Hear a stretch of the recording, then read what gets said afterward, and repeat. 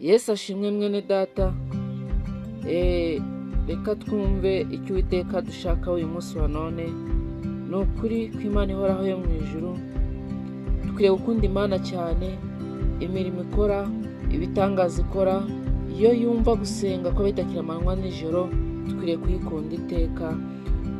Ngo nkundira Uwiteka yuko yanyumvise. Nawe ukundira Uwiteka yuko yakumvise.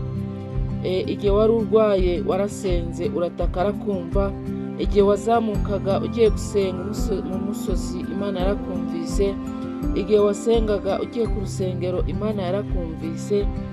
Ngo nkundira Uwiteka yuko yanyumvise. Rero ukunda Imana n'umutima wawe wose, uyikundishe n'ubugingo bwawe bwose. Imana igikumva amanywa nijoro, ikagutabara, ikakurinda mu nzira zawe zose. Ni Zaburi ibice 116 ari ku murongo wa mbere kuvuga ngo nkundira Uwiteka kuko yumvise ijwi ryanjye no kwinginga kwanjye, kuko yanegeye ugutwi, nicyo gituma nzajya mwambaza nkiriho. Ingoyi z'urupfu zanteye hagati, uburibwe bw'ikuzimu bwaramfashe, ngira ibyago n'umubabaro, maze nambaza izina ry'Uwiteka. Uwiteka ndakwinginze, kiza ubugingo bwanjye. Uwiteka rero agiye gukiza ubugingo bwawe. Igihe wasengaga yarakumvise, igihe wahamagaraga yarakumvise. Ngo noneho rero igihe kirageze kugira ngo ushimire Imana ibyagukoreye. Nicyo nanjye nkundira Uwiteka. Nari mfite ikibazo, ndasenga, ndazenguruka bucece, nzenguruka nk'uko Abisirayeli bazengurutse Yeriko. Bazengurutse inshuro 7, inshuro ya mbere, inshuro ya kabiri, inshuro ya gatatu, inshuro ya kane, inshuro ya gatanu, inshuro ya karindwi. Yeriko irariduka. Iyo usenze wizeye, ufite ikigeragezo kimeze nka Yeriko, Yeriko ishobora kuza ku buzima bwawe ikahatinda. Yeriko ishobora kuza ku buzima bwawe, ishobora guturuka mu kazi, ishobora kuva mu bavandimwe, yaturuka no ku kibazo cy'urugo, cyangwa se waba ugiye gukoresha mariage. Yeriko ikaza ikakwitambika. Ariko nusenga ngo ni ukuri ngo nkundira Uwiteka yuko yanyumvise. Nawe rero kubwo gusenga kwawe ukunda Imana, uyikundisha umutima wawe wose, uryamye uyikunde, ubyutse uyikunde, ufite akazi cyangwa utagafite ukunda Imana. Imana ni nziza pe. Imana Hana yarayihamagaye iramwumva. Namanje gusenga mbere ntiyahita asubizwa, ariko kuko Imana imanze ikakure kukazenguruka Yeriko, nawe yaramuretse.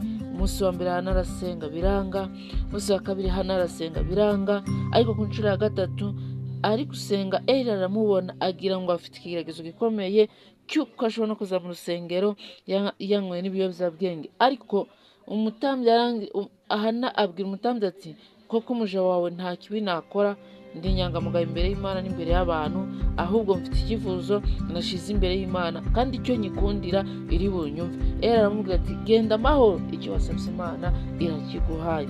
Nawe Imana iguhaye icyo wayisabye. Imana iguhaye icyo wayisabye. Wasenze igihe kirekire, urayihamagara amanywa nijoro, ariko igihe kirageze ngo nawe Imana ikumve, Imana igusubize, yumve gusenga kwawe, yumve gutaka kwawe. Icyo nkundira Uwiteka nuko yanyumvise. Iriya Yeriko Abisirayeli bagiye kuyizenguruka, ntabwo bari bazi ko kizariduka, ko bazatsinda.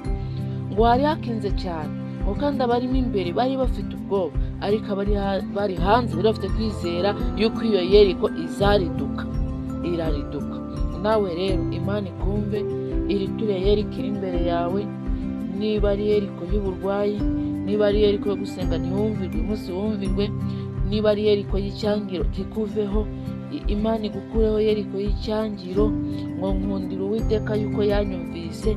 Uzakunda Imana kuko irakumvise. Igiye gukuraho icyangiro, ugiye kugira igikundiro. Ushobora kuba umukobwa nta muntu ukurebaho, ushobora kuba uri umusore nta muntu ukurebaho, ushobora kuba umunyamasengesho ufite icyo kigeragezo cy'uko nta muntu ugukunda, uhorana ibigeragezo uko bwije n'uko bukeye, abantu bakwanga, abantu batakuvugisha, n'abakunyuzamo ijisho. Ngo nkundira Uwiteka yuko yanyumvise.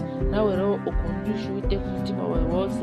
Uwiteka aragukunda, Imana iragukunda. igukunda. Ikimenyetso nuko ikurinda amanywa n'ijoro, iyo unyuze mu muhanda ikurinda impanuka, ikakurinda kurya ibizira ndetse n'ibindi biza kugiraho ingaruka. Icyo nkundira Uwiteka nuko yanyumvise nkakeneza ijambo ry'Imana. Mwami Yesu, mwana w'intama w'Imana, nimwe mudukunda, wajuru uradukunda, wajuru uradukunda, manywa n'ijoro uraturwanirira, ntabwo tuzi n'icyo tutazi. Sabiye buri muntu wese n'icyifuzo yari afite, wongere ukunda Uwiteka abantu bawe waremye, ukunda igihugu, ukunda abantu batuye mu gihugu, ukunda isi yose, kandi ugaruremo amahoro, ubuntu n'imbabazi mu izina rya Yesu Kristo wakoze. Amen.